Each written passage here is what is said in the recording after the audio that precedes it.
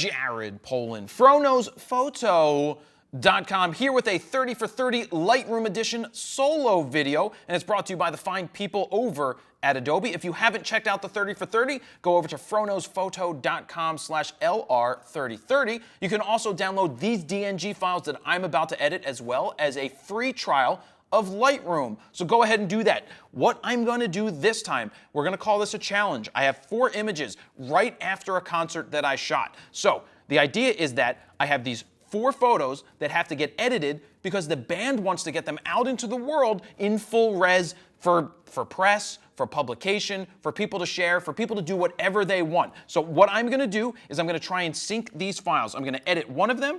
Let's see. Here we go. Develop. How am I going to do this file? I'm going to pull back on the yellow. I'm going to boomify. Oh, see, look at that. Just doing that contrast totally gives me, I love this backlight. Then I want to go ahead and do what I normally do. Go ahead and change my point curve. Boom. Can go even further, and it's tightening it up. Oh my God, that is thick, and that is sweet, and that is super nice. Let's see what the yellow, see, I don't want to pull too far on the yellow because then it's going to be extra blue. I also don't want this to be a black and white image. Come here with my clarity. I can pull out a little bit of yellow, let's see, orange in the body. Look, see? Oh my God, that just works so nice pulling out that orange. Just a little bit. Let's see what dehaze does on something like this. No. A lot of times you find yourself at concerts and there's a lot of smoke. You could totally go like this, but you can see that it's making that yellow come out of the orange of the body. So I'm going to cut back a little bit on that. I'm going to go ahead and pull a little bit more of that orange out. There we go. So that's super sweet. This is a cool shot. Oh, I forgot. I have to do this quickly, right? I'm almost forgetting I have to do it quick. So because of that, going back up, I'm going to stay in the Develop module. I'm going to pull up my film strip here. I'm going to select all of these, and I'm going to go ahead and sync all of the settings. I want to check all. Now, I hit check none. I wanted to hit check all. You can read through this, but what this is going to do is sync the same settings from that first shot to the second, to the third, to the fourth. It's going to have the same exact settings. So I'm going to go ahead and hit synchronize. This is something that you could use to save you time when you are editing, say, weddings or things that have similar exposures and everything along those lines. But let's see how it did with the next one. All right. Well, it's not done. Just because I synced it doesn't mean that it's done. It made these pretty close, but this one is totally off.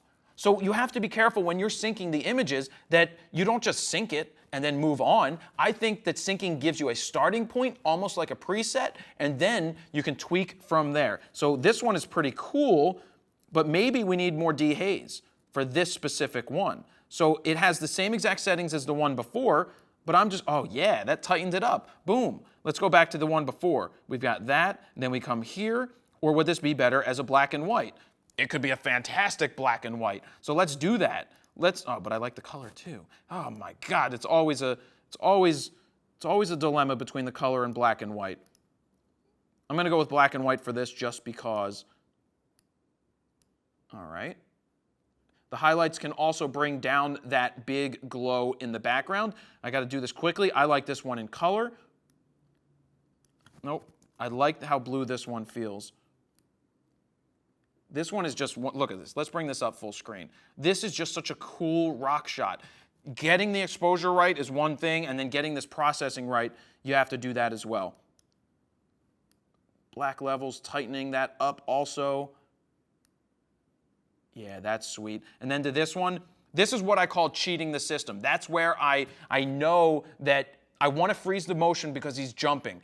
If I shot this at a much slower shutter speed, he would have blurred, but the exposure may have been all right. And look, I'm at 8,000 ISO. That is extreme too. So what I need to do is bring back this image. I could leave it in color, but in this one, I want to save it. I want to go black and white, and it just looks much better because the color just wouldn't look good in his face right here. So I may need to just do some tweaking.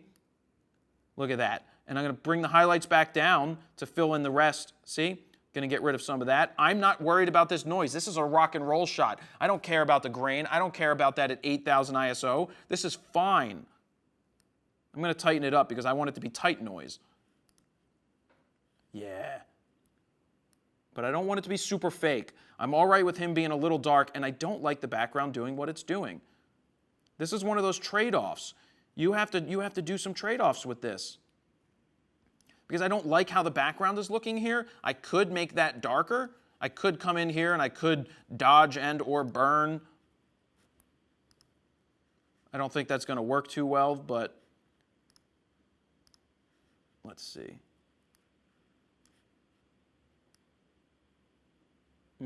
I could spend time with that. You guys may be able to do that when you play with the raw file, but for time purposes, I'm going to sit here and just do the basic tweaks that I can do right here.